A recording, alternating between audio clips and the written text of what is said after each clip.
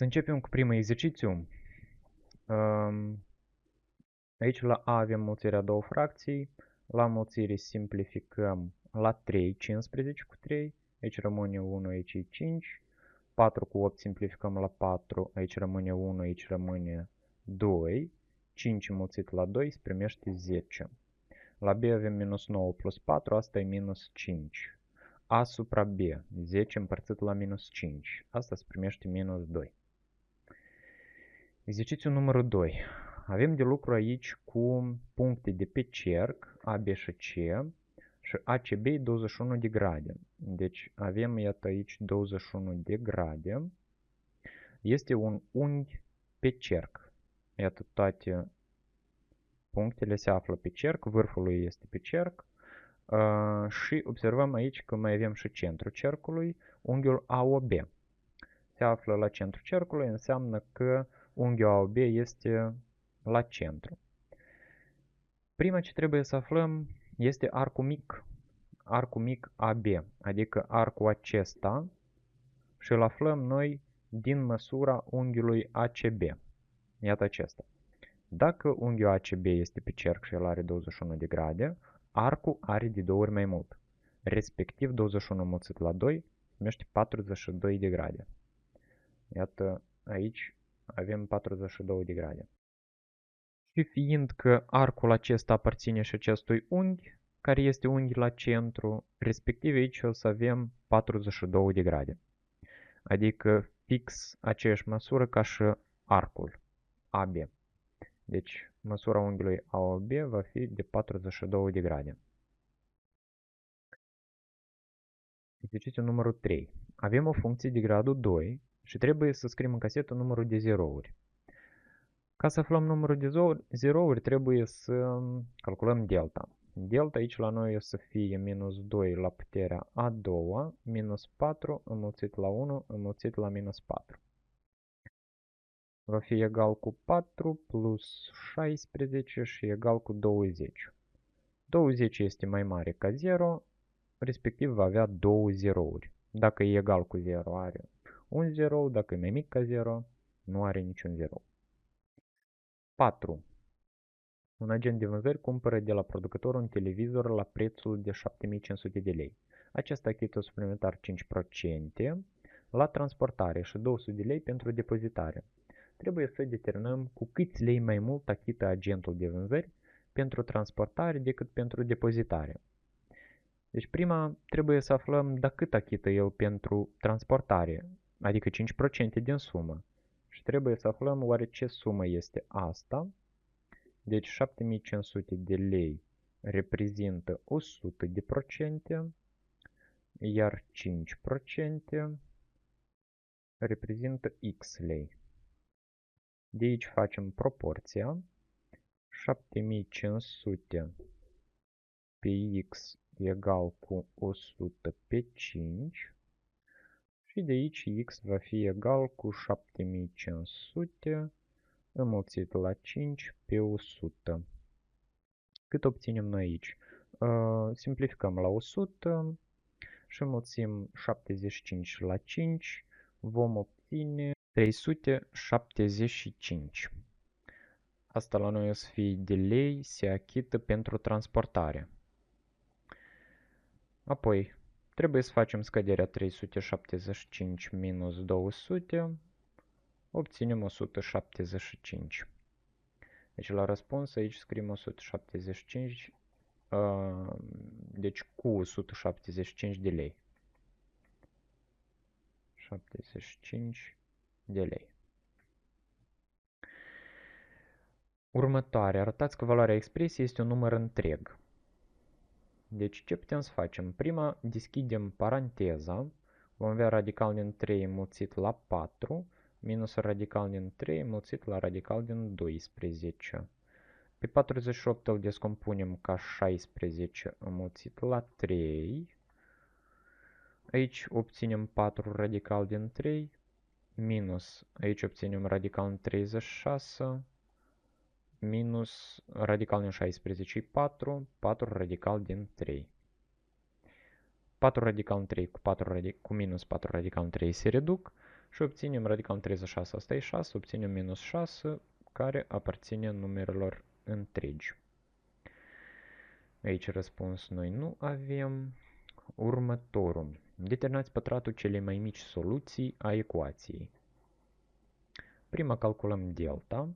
Vom avea minus 1 la puterea 2 minus 4 mulțit la 2 mulțit la minus 3 egal cu 1 plus 4, 2, 8 cu 3, 24 și obținem 25. X1 se va primi minus minus 1 minus radical din 25 pe 2 mulțit la 2 și asta o să fie 1 minus 5 pe 4, asta e minus 4 pe 4 și egal cu minus 1. X2 obținem minus 1 plus radical din 25 pe 2 mulțit la 2, asta o să fie 1 plus 5 pe 4, obținem 6 pe 4 și simplificăm la 2, asta o să fie 3 pe 2. Noi trebuie să găsim cea mai mică soluție. Deci, dintre aceste două soluții, minus 1 și 3 pe 2, facem comparația și evident că minus 1 o să fie mai mic, fiindcă e număr negativ. Și trebuie să determinăm pătratul celei mai mici soluții. Dacă ridicăm minus 1 la puterea a doua, obținem 1. Deci răspunsul trebuie să fie aici 1. Următorul, 7. Area unui pătrat ABCD este egală cu 100 de cm pătrați. În anexă, area este dată, e A la puterea a doua. Determinați lungimea segmentului AM, unde M este mijlocul laturii BC. Dacă M e mijloc, înseamnă că aici se împarte în jumătate BM egal cu MC. Din această formulă, dacă știm că area e 100 de cm pătrați, A este latura pătratului, înseamnă că înlocuim A pătrat trebuie să fie egal cu 100. Și ne gândim ce număr ridicat la puterea 2 egal cu 100, se primește că latura trebuie să fie 10. Sau scoatem radical din 100, tot e 10. Deci înseamnă că aici am 10 și BC la fel o să fie 10. Deci aici am AB egal cu BC și egal cu 10. Acum, fiindcă M e în mijloc, înseamnă că împarte în jumătate, deci primim că BM egal cu MC și egal cu 5 fiecare. Deci aici BM o să fie 5, MC o să fie 5. Ne aducem aminte din proprietățile pătratului că unghiurile sunt drepte. Deci înseamnă că unghiul B este unghi drept și triunghiul ABM este dreptunghic. Am argumentat noi asta din faptul că ABCD este pătrat.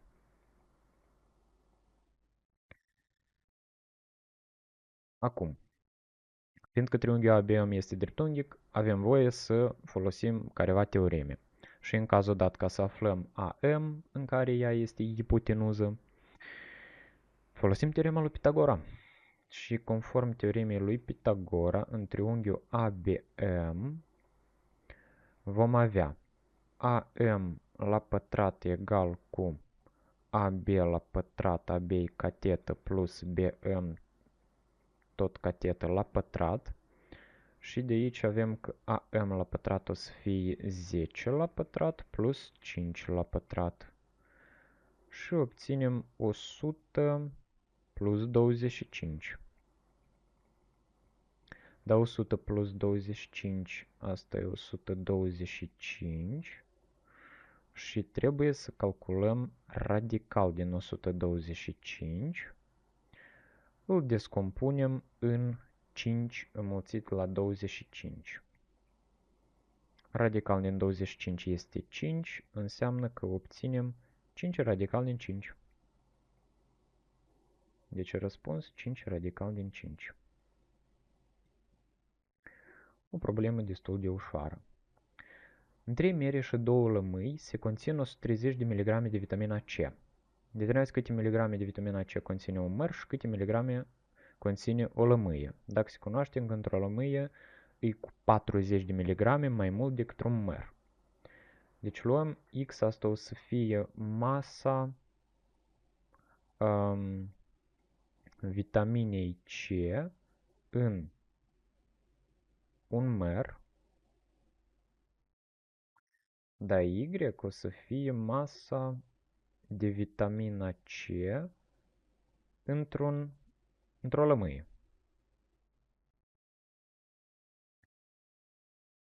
Compunem ecuațiile. Dacă 3 mere și 2 lămâi conțin 130 de miligrame, asta înseamnă că X, asta e masa de vitamina C într-un măr, înseamnă că mulțim 3 la X, fiindcă sunt 3 mere, și adunăm cu 2Y. Avem 2 lămâi. Și în total avem 130 de miligrame. Apoi, într-o lămâie se conțin cu 40 de miligrame mai mult decât într-un măr. Deci se compară un măr și o lămâie și, deci dacă în lămâie sunt cu 40 mai mult, înseamnă că trebuie să adunăm acești 40 la măr. Mărul, asta la noi X-ul. Deci X plus 40 egal cu Y. Eu personal voi rezolva prin metoda reducerii. Prima o transcriu. Aici trec literele în partea stângă, obțin X minus Y egal cu minus 40. Observ aici că aș putea să mulțesc la 2 și apoi să fac reducerea. Prima o transcriu așa cum este și a doua obțin 2x minus 2y egal cu minus 80. Apoi fac adunarea acestor două ecuații parte cu parte și obțin 5x, 3x plus 2x, 2y minus 2y este 0, se reduc și 130 plus minus 80. Nu, facem scăderea. Și primim 50. A doua o transcriu la dorință, x minus y egal cu minus 40. X egal cu 50 împărțit la 5, asta o să fie 10. Și înlocuiesc aici 10 minus y egal cu minus 40. Obțin aici minus y egal cu minus 40 minus 10, asta e minus 50. Și y obțin egal cu 50. X egal cu 10. Deci, înseamnă că la răspuns am obținut X-ul, asta e masa de vitamina C într-un măr. Pe noi ne întreabă determinați câte miligrame de vitamina C este conținut într-un măr. Deci, răspunsul ar fi așa. Într-un măr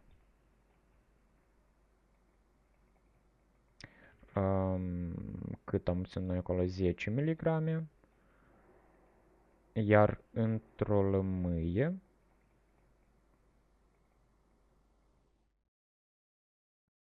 50 de miligrame. Următoarea. Avem o funcție de gradul 1. Trebuie să determinăm valorile reale a lui x care sunt mai mici sau egale cu 4. Mai mici sau egale ca 4. Avem x mai mic sau egal ca 4. Scriem expresia matematică. Și pentru care f de x minus 2 mai mic ca x. Deci fac un sistem și pun a doua condiție, f de x minus 2 mai mic ca x. Și înlocuiesc f de x-ul cu formula care o am aici indicată în condiție. Deci voi obține minus 3x plus 6, minus 2 mai mic ca x.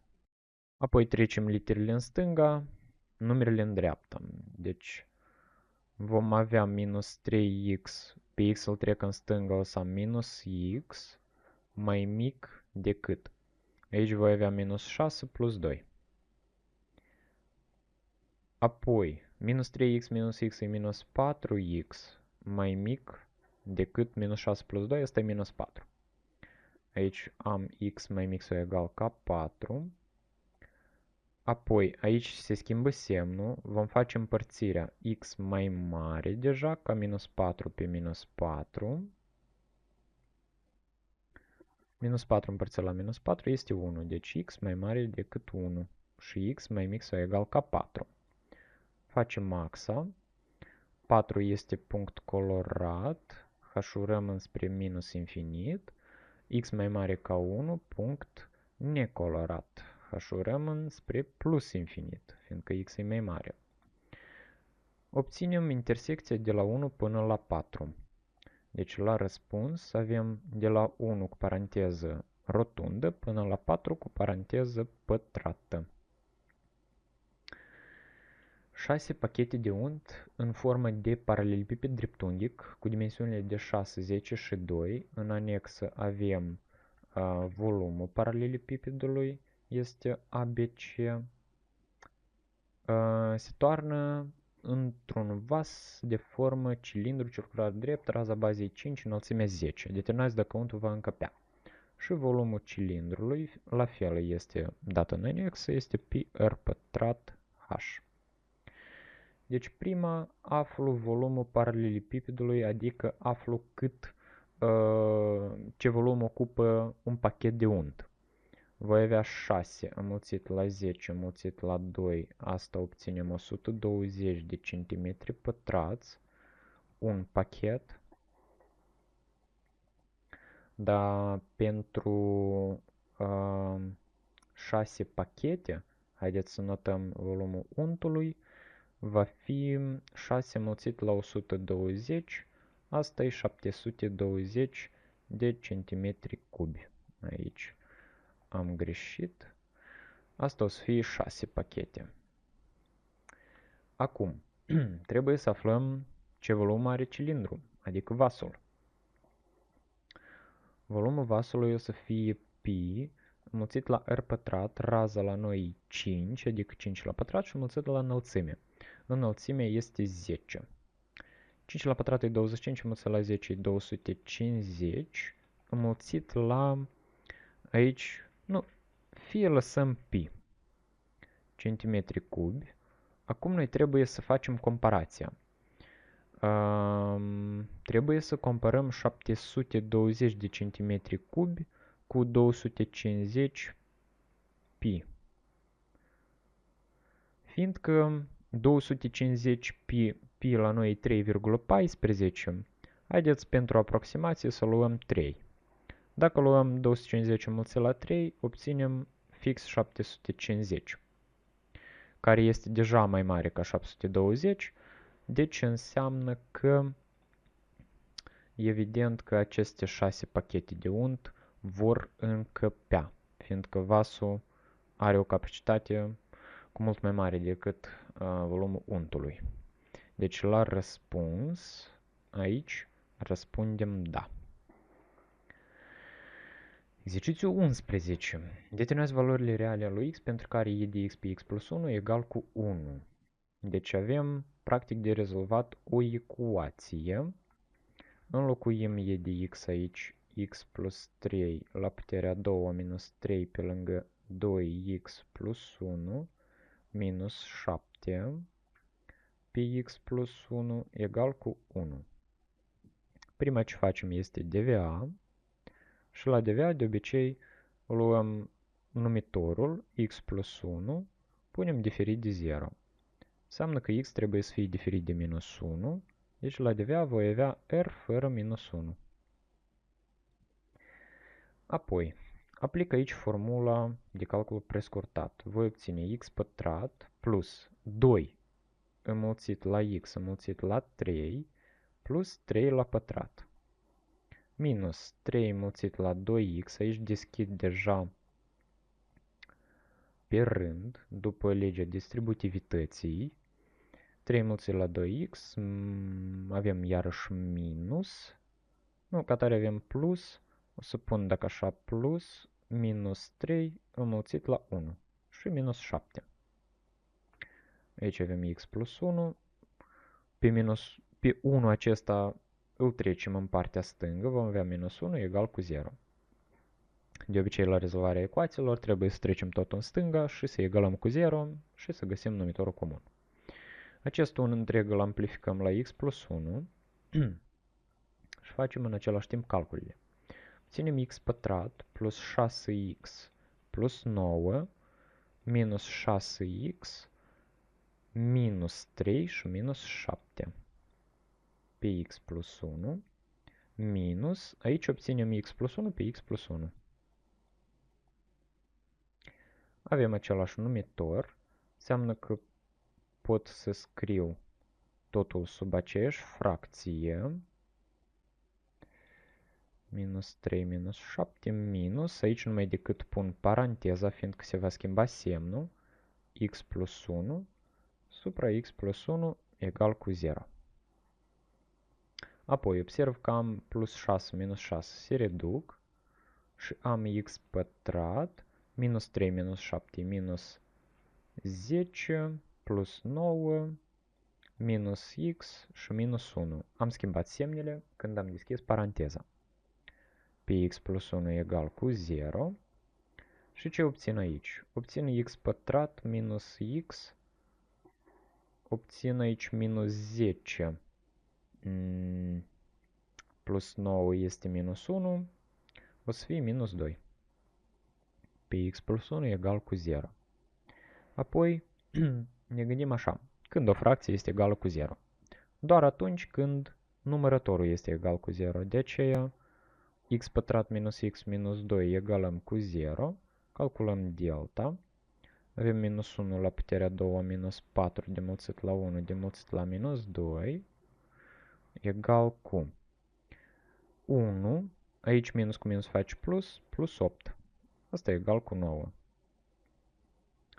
x1 obținem minus minus 1 minus radical din 9 supra 2 demulțit la 1. Și asta o să fie 1 minus 3 pe 2.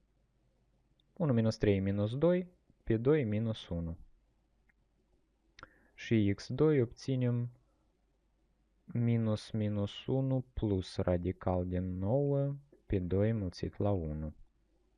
Aici o să fie 1 plus 3 deja pe 2 egal cu 4 pe 2 și este egal cu 2. Verificăm la DVA. Noi avem R fără minus 1, deci minus 1 nu aparține lui DVA.